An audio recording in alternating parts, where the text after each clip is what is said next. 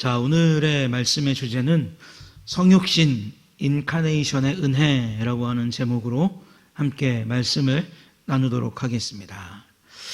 예수님은 하나님이시고 예수님은 사람이다 라고 하는 전제가 요한복음을 시작하면서 우리에게 다가왔습니다. 그래서 하나님이시고 사람인 예수님에 대해서 끊임없이 고백하는 고백들이 있었고, 또 이 고백이 탄생하기까지 하나님이 사람이 될 수 없다라고 하는 이런 논리들과 끊임없이 쌓아온 그런 세월의 흔적들이 있습니다. 우리 PPT를 한번 보시면요. 자, 한번 읽어보겠습니다. 3세기부터 쭉 읽어볼까요? 시작.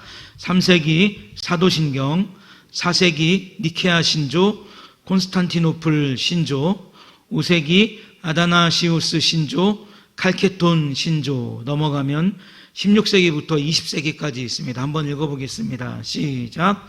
16세기 벨기에 신조, 하이델베르크 유리문답, 17세기 웨스트민스터 신조, 웨스트민스터 대소유리 문답, 그리고 20세기에 시작. 그렇습니다. 이렇게 신조들이 쭉 나타나고 있습니다. 왜 이런 신조들이 나타났는가? 가장 큰 이유는 예수님께서, 성자 하나님이신 예수님께서 정말로 하나님이시고, 또 그 하나님께서 인류를 구원하시기 위해서 이 땅에 사람의 몸을 입고 오셨다, 성육신하셨다. 그것을 이제 다른 말로 표현하면 우리가 웨스트민스터 소유리 문답 시간에 공부했던 것처럼 인카네이션 하셨다라고 하는 이러한 것들을 증명하고, 또 성경에 나와 있는 것을 가지고 교리로 삼기 위해서 끊임없는 신앙 고백을 했고, 그 안에서 이단들과의 처절한 싸움이 있었습니다. 그래서 이 책을 제가 가지고 왔는데, 이 책이 무엇이냐면 이 교회사 전집이라고 하는 책입니다. 그래서 예수님께서 승천하신 직후부터 어떤 종교개혁이 일어났던 그 시점까지 기독교 안에 있었던 모든 굵직굵직한 일들을 이 안에 다 기록을 해놓은 거예요. 그래서 몇 세기에는 무슨 일이 있었고, 몇 세기에는 무슨 일이 있었고, 또 그때는 어떤 이단들이 일어나서 어떠한 결과를 맞이하게 되었고, 그 결과를 맞이하기까지 어떠한 논쟁들이 있었고, 이 논쟁을 통해서 어떻게 결론이 났다라고 하는 것이 이 교회 전집이라고 하는 이 책 속에 다 들어가 있습니다.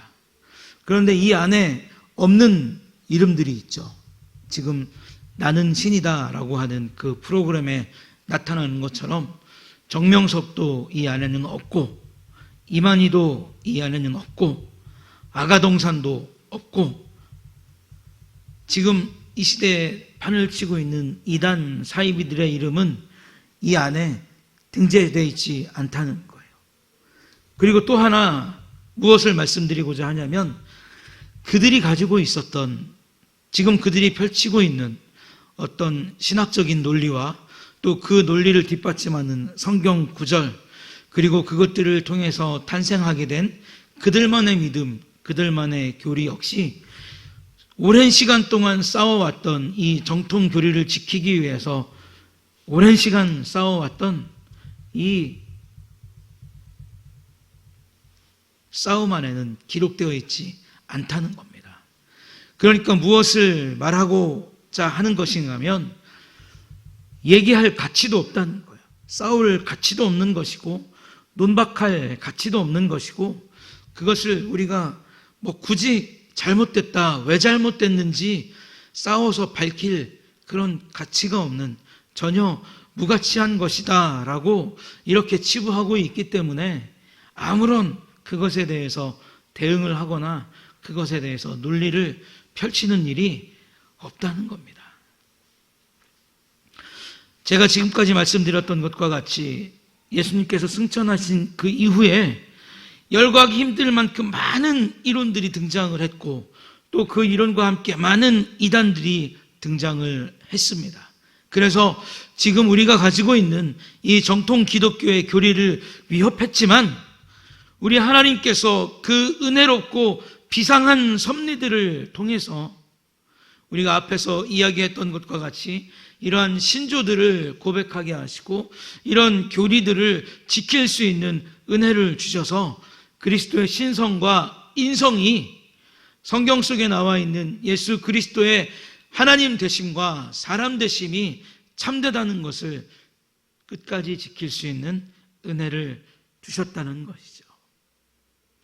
요한이 요한복음을 쓰고 있던 이 당시에도 헬라인들은 로고스, 즉 그들이 가지고 있던 그 신적 존재가 현실 세계에 사람으로 등장하는 것은 신성모독이다라고 여기고 일말의 가치가 없는 것으로 그들이 생각을 하고 있었습니다. 그러나 요한이 초대교회를 온전히 유지시키고 또 성경의 말씀으로 남을 수 있도록 헬라인들을 바른 길로 인도하는 이 요한 복음이라는 것을 사명감을 가지고 썼기 때문에 하나님께서 그에게 비상한 은혜와 비상한 섭리와 비상한 지혜를 주셔서 이 요한복음을 통해서 예수님의 참된 하나님이심을, 예수님이 참된 인간이심을 너무나 분명하고 명쾌하게 설명하도록 하셨다는 것이죠. 그래서 우리가 참으로 오늘 요한복음을 통해서 하나님의 사람 되심, 그리고 그 사람이 되신 하나님의 온전하심을 함께 말씀을 통해서 알아보도록 하겠습니다. 한번 따라 하겠습니다. 말씀이 육신이 되시다. 말씀이 육신이 되시다. 자, 우리가 첫 시간에, 두 번째 시간인가요? 살펴봤던 것처럼 헬라인들에게 로고스는 온 우주와 만물을 창조한 신적 존재, 그리고 그 모든 것을 운행하는 존재로 여겼습니다. 요한은 헬라적인 로고스 개념을 성경에서 찾아냈고 하나님의 아들이신 예수 그리스도께서 그 로고스이시고 그 로고스가 구원의 빛으로 이 땅에 오셨는데 우둔해서 그 빛을 깨닫지 못하는 자들을 불쌍히 여기셨고 또한 빛을 삼키려고 하는 세력과 싸우시며 마침내 승리하셨다는 것을 이 요한복음을 통해서 선포하고 있습니다. 그 가운데 가장 핵심이 무엇이냐면 우리가 지금 고백했던 것과 같이 예수님이 육신이 되셨다라고 하는 겁니다. 예수 그리스도께서 육신을 입으셨다. 이 육신이라는 말은 살이라는 뜻을, 또 몸이라는 것을, 혈육, 인간, 혈통, 유형성, 육체적인 제한성, 이 땅에 국한된 삶, 이러한 의미들을 지닌 것이 육체라고 하는 것이죠. 그리고 이것보다 더 자세하게 묘사하면 짐승이나 사람의 근육, 창조된 생명, 이러한 다양한 뜻을 지니고 있습니다. 그러니까 무한하신 하나님께서, 처음과 끝이 없으신 그 하나님께서 제한적인 육체를 입고 이 땅에 오셨다. 무한하신 하나님께서 사람의 몸을 입고 이 땅에 오셨다. 이것은 은혜로 알고 신비로 알게 되는 것이다. 우리가 가진 이성으로는 절대 깨달을 수 없는 논리이고 우리의 이성으로는 절대 깨달을 수 없는 이치이지만, 그러나 하나님께서 주시는 믿음을 가지고, 은혜를 가지고 이 성육신의 신비를 알게 될 것이다 라고 요한은 이야기하고 있습니다. 타락한 인간을 사랑하신 하나님의 지극하신 은혜가 사람의 육신을 입고 이 땅에 오셨지만, 우리를 사랑하신 하나님의 그 지극하신 사랑이 육체를 입고 이 땅에 오셨지만, 그 오신 동기를 우리 유한한 인간은 온전히 측량할 수 없어요. 어떠한 방법으로 이 땅에 오셨는지, 어떻게 이 땅에 오셨는지 성경이 말하고 있지만, 성경이 말하지 않고 있는 그 나머지 부분들은 우리가 온전히 측량할 수 없고 설명할 수 없는 하나님의 사랑으로 남아 있다는 겁니다. 하나님의 사랑이고 그 목적은 타락한 인간을 구원하셔서 하나님과 화목하는 것에 있는 이 성육신, 그리고 이 성육신에 담겨져 있는 하나님의 신비와 하나님의 더 크신 은혜와 기쁨은 우리가 온전히 깨달을 수 없는 영원한 신비로 남아있다라고 요한은 말하고 있는 거예요. 사랑하는 성도 여러분, 예수님께서 여러분들을 사랑하셨기 때문에 육체의 몸을 입고 이 땅에 오신 것을 믿으십니까? 믿음으로 믿으십니까? 은혜로 믿으십니까?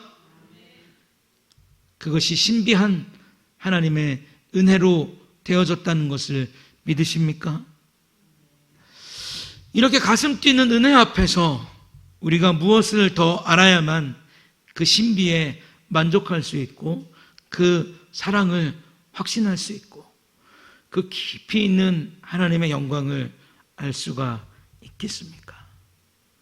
성경이 말하는 데까지만 가고 성경이 가지 않는 곳에는 가지 않는 것이 우리가 성경을 믿는 바른 믿음일 것이고 하나님을 사랑하는 바른 사랑이 되는 줄로 믿습니다. 아멘이십니까? 그런데 가지 않는 곳을 가려고 하다 보니까, 말하지 않는 것을 말하려고 하다 보니까 제가 앞에서 말씀드렸던 이 책에 나와 있는 이단들이 등장하게 된 것이고, 또 오늘날에도 하나님께서 말씀하신 의도를, 또 예수님께서 이 땅에 행하셨던 행적을, 그리고 요한이 하나님의 은혜를 통해 보았던 그 계시록의 내용들을 자기 자의적으로 해석하고 자기 마음대로 해석해서 만들어낸 결과들 때문에 이 땅에 많은 이단들과 사이비들이 생겨났다는 것입니다. 그 알 수 없는, 온전히 알 수 없는 하나님의 신비가 이 땅에 오셔서 우리를 사랑하셨음을 보여주셨어요.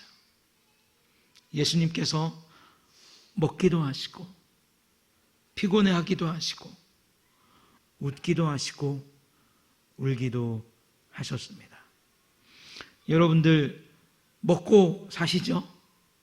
여러분들 피곤을 느끼시죠? 안 느끼시나 봐요. 여러분들 웃고 사시죠? 때로는 울고 사시죠? 예수님께서 이렇게 사셨답니다. 그러면 뭐가 더 필요할까요? 저 높은 곳에 하나님이 우리를 위해 이 땅에 오셔서 우리와 똑같이 먹고 마시고 피곤함을 느끼고 웃고 우셨다. 이것 외에 무엇이 더 필요하겠습니까? 그렇게 성육신하신 하나님께서 우리 가운데 거하시는 줄로 믿습니다. 여러분들 가운데 거하시는 줄로 확신합니다. 우리 아가서 5장 2절, 요한계시록 3장 20절의 말씀을 계속해서 읽어보겠습니다. 시작.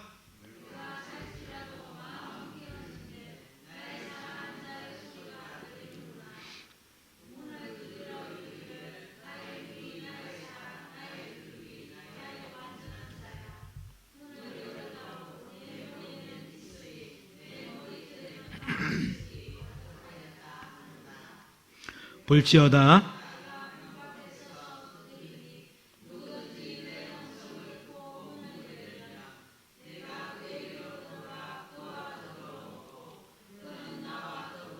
먹으리라. 아멘. 자, 성육신하신 예수님께서 우리의 마음을 두드리신다 라고 말씀하십니다. 성육신하신 예수님께서 우리가 잠궈놓은 그 빗장을 열기를 원하신다라고 아가서와 요한계시록에서 말씀하고 있습니다. 잘못된 이단의 생각들에 빠진 자들에게도 하나님은, 성육신하신 그 하나님은 그 마음을 두드리시면서 문을 열어주기를 바라세요. 어둠 가운데 빛이 왔으나 빛을 깨닫지 못한 사람들에게 하나님은 그 마음의 문을 두드리시고 문을 열어주기를 바라십니다. 하나님을 이겨보려고 하는 세상의 많은 논리와 이론들, 그것들을 사랑하는 사람들에게 찾아가셔서 하나님은 문을 두드리시고 내가 또 네가 나와 너와 함께 더불어 먹고 마시자라고 말씀하십니다. 오늘 여기에 보면 하나님께서 우리 가운데 거하신다라고 하는 말씀이 등장을 합니다. 거하신다. 이 거하신다라고 하는 말은 텐트를 친다, 장막을 친다라는 뜻으로 우리와 함께 사시겠다라고 하는 말씀이에요. 우리라는 존재를 위해서 하나님이 사람의 몸을 입고 오신 것도 큰 은혜이고 영광인데, 그러한 하나님께서 우리의 마음의 문을 열어달라고 부탁하고 계신 겁니다. 강제로 문을 열 수 있는 힘이 있으시고 하늘의 천군과 천사를 동원하셔서 12군단도 더 되는 천사와 천군들을 동원하셔서 내가 저들을 이길 수 있노라, 그러나 하지 않는 이유는 무엇이냐라고 말씀하셨던 그 예수님께서 우리의 마음을 강제로 열지 아니하시고 열어줄 때까지 기다리면서 마침내 그 문이 열리게 되면 우리에게로 들어와서 내가 또 네가 나와 더불어 먹고 마시자라고 이렇게 말씀하고 계신다는 겁니다. 참으로 하나님은 저와 여러분들을 사랑하신 줄로 믿습니다. 그리고 이 땅의 모든 사람들을 다 사랑하고 계신 줄로 믿습니다. 우리의 문을 두드리셔서 우리가 아직 죄인 되었을 때, 우리가 아직 십자가에서 돌아가신 그 예수 그리스도를 알지 못했을 때 우리의 마음의 문을 두드리셔서 우리의 인생이 어디에서부터 어디까지 잘못되었는지 깨닫게 하시고, 아무도 고쳐줄 수 없고 아무도 회복시켜줄 수 없는 우리의 죄악된 상태를 회복시키셔서 하나님과 화목할 수 있는 그러한 귀한 존재로 저와 여러분들을 만들어 주신 줄로 믿습니다. 예수님께서 우리의 문을 두드리시면서 내가 너희의 죄를 사하기 위해서 지금 여기에 왔노라. 너희의 마음 밖에서 밤 이슬을 맞는 수고를 할지라도, 너의 문을 두드리는 그 수고를 할지라도 내가 마침내 나의 두드림에 문을 열고 응답하면 내가 그때 너에게로 들어가서 기쁨과 즐거움과 행복함으로 너와 함께 먹고 마실 날을 기다리노라. 예수님께서 말씀하고 계신 거예요. 이것이 바로 예수님께서 우리 안에 거하시면서 우리와 연합하신 은혜이자 신비인 줄로 믿습니다. 예수님은 삭개오에게 예수님을 쳐다보라 명령하지 않으셨어요.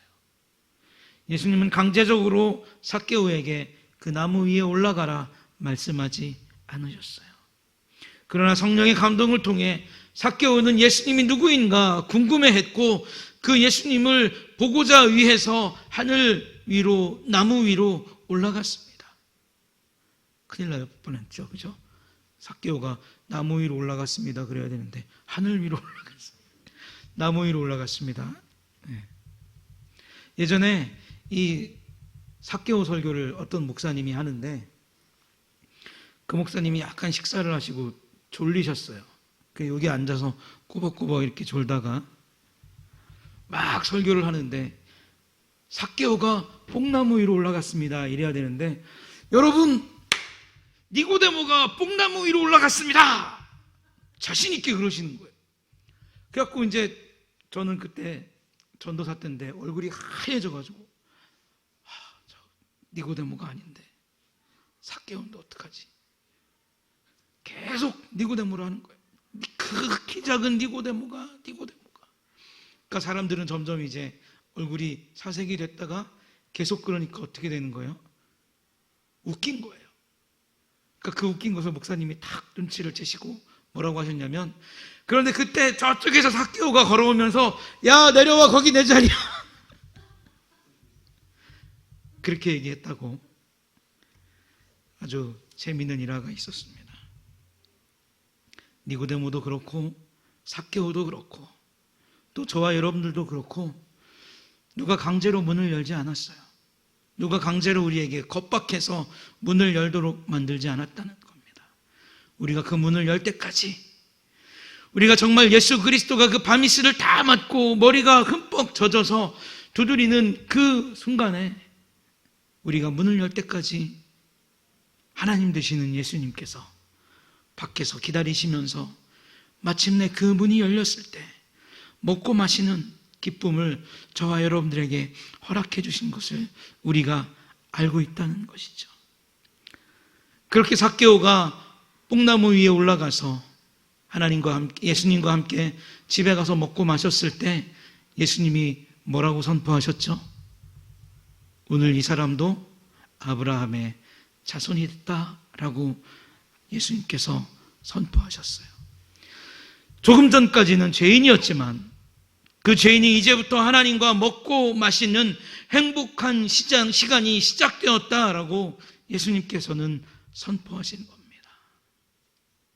이것이 성육신하신 하나님께서 우리에게 거하시게 된 은혜인 줄로 믿습니다.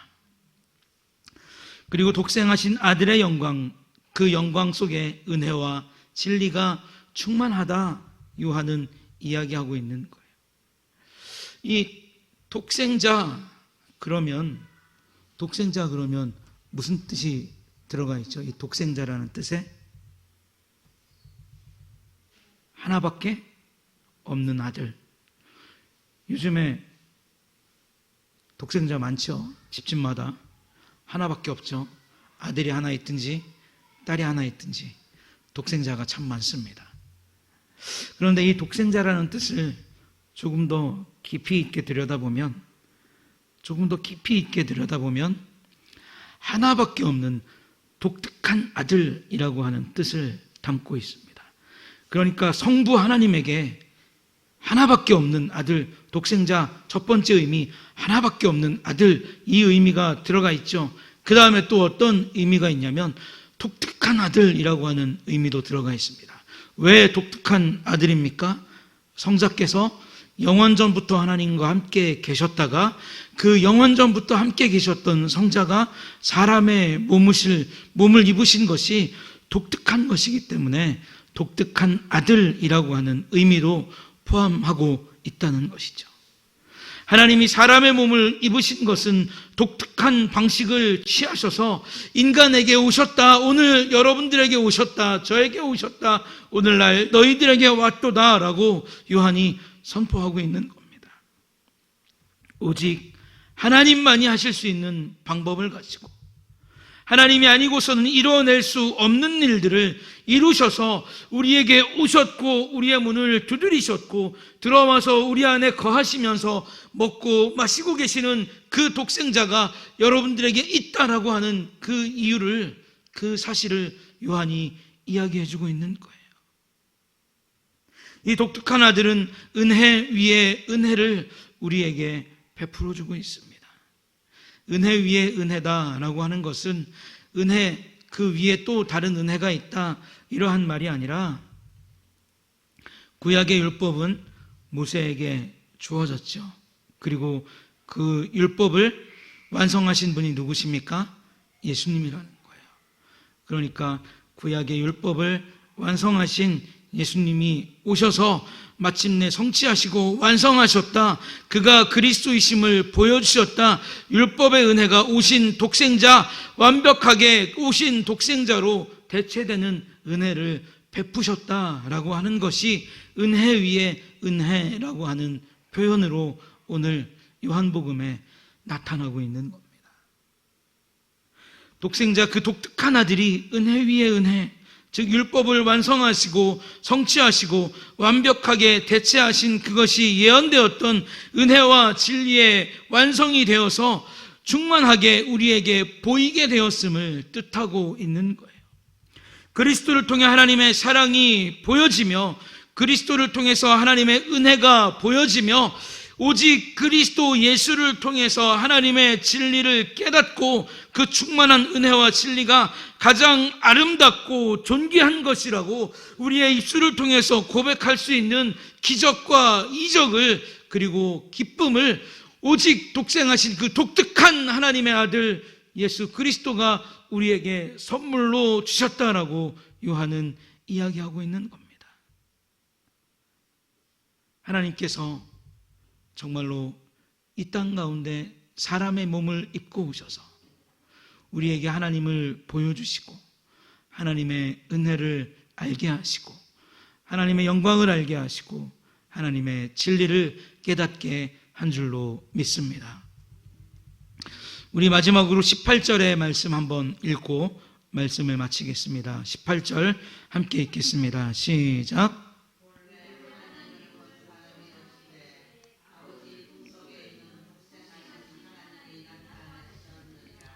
아멘. 품속에 있다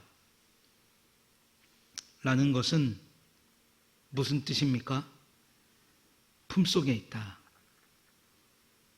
아끼고 사랑한다 라고 하는 뜻이죠.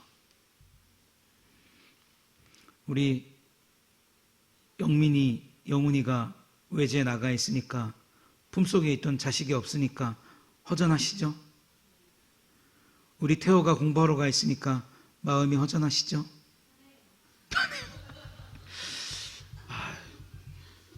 안 물어볼 걸. 우리 김경희 권사님은 지영이가 멀리 가 있으니까 품속에 있던 자식이 없으니까 그리우시죠? 네.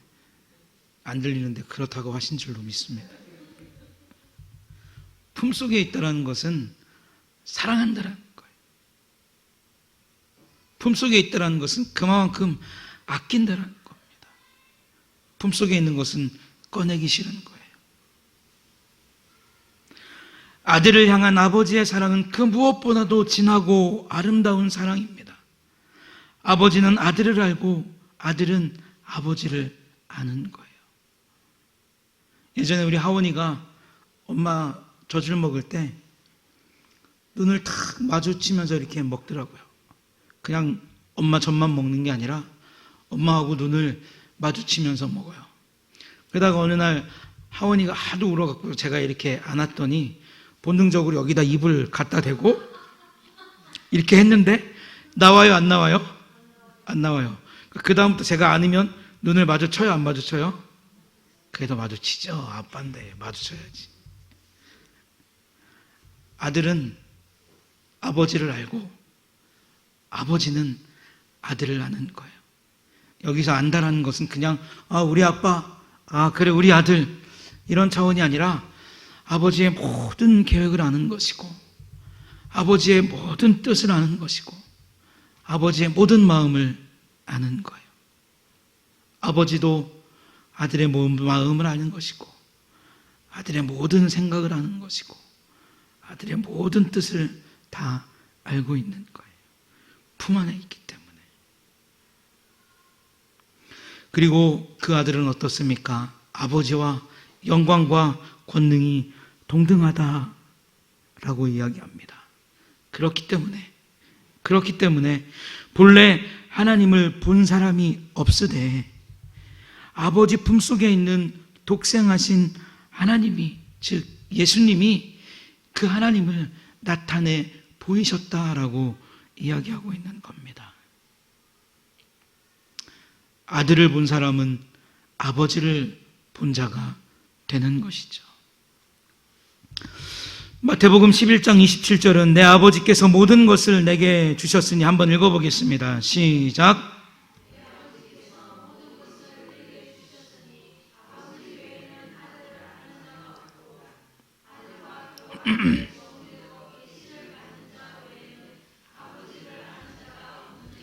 아멘.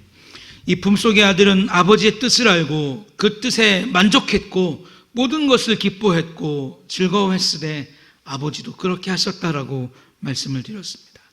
아들과 아버지는 서로 교통하고 아셨다는 것이죠. 그 아들이 우리 곁에 오셨습니다. 그래서 우리의 마음을 두드리시고 우리가 마음 문을 열면 구원의 은혜와 진리를 만날 수 있도록 해 주셨습니다. 그리고 정말 놀라운 사실은 하나님의 품에 누가 있는 걸 보여주는 거예요. 예수님이 있는 것을 보여주는 거예요. 그런데 이거보다 더 놀라운 것은 하나님의 품에 누가 있는 걸 보여주는 거예요? 바로 여러분들이 있는 걸 보여주는 거예요. 하나님께서 여러분들을 품에 안으시고 사랑스러운 눈으로 바라보고 계신 줄로 믿습니다. 예수님께서 이 땅에 오셔서 여러분들을 품에 안으신 그 하나님의 모습을 보여주시기 위해서 우리의 마음 문을 두드리시고 함께 먹고 마시는 기쁨을 나와 함께 누리지 않겠느냐 말씀하신 줄로 믿습니다. 예수는 하나님의 아들이십니다. 그리고 귀하신 분이시고 신비하신 분이시고 복되신 분이십니다. 그 아들이 우리에게 오셔서 하나님으로부터 누렸던 하나님의 품속에서 누렸던 그리고 여전히 누리고 있는 그 아들의 사랑, 아들의 기쁨, 아들의 즐거움, 아들의 행복을 저와 여러분들에게 선물로 주신 줄로 믿습니다. 예수 그리스도를 영접하라. 그러면 하나님의 품에 안기게 될 것이다. 그것이 가장 복된 은혜이고 온전한 진리가 되는 줄로 믿습니다. 기도하겠습니다. 하나님 아버지 은혜와 사랑을 감사합니다. 독생하신 아들 성자 하나님께서 사람의 몸을 입고 이 땅에 오셔서 하나님 품속에서 누리셨던 모든 은혜와 영광과 기쁨과 하나님과의 교통함이 우리에게도 있음을, 우리가 하나님의 품 안에 있음을 오늘 말씀을 통해서 보여주셨습니다. 하나님, 하나님의 품 안에서 누릴 수 없는 것들을 누리는 그 기쁨을, 또 가질 수 없는 것들을 갖는 그 행복을 우리에게 주셨음을 감사하며 살아가겠습니다.